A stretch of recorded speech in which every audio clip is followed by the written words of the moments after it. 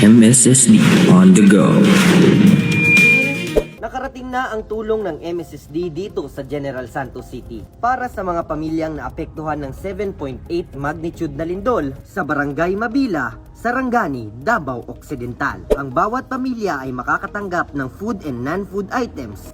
Kabilang dito ang 500 na cooking kits, 500 na dignity kits, 500 din na mga water kits.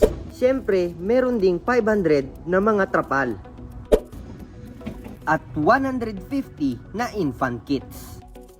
Inaasahan namang darating bukas ang 500 na sako ng bigas na tig 25 kilos at 500 din na family food packs. Sa pakikipagtulungan sa Ministry of Public Works, sa pangunguna ni Engineer Samsudin A. Hussein, ang Chief ng Equipment Management Division ng MPW Regional Office, matagumpay na naihatid noong nakaraang gabi ang mga relief goods sa General Santos City.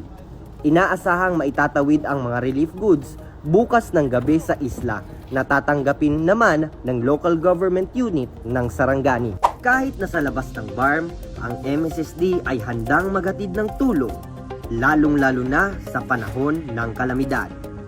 Jeros Platon po para sa MSSD on the go. MSSD on the go.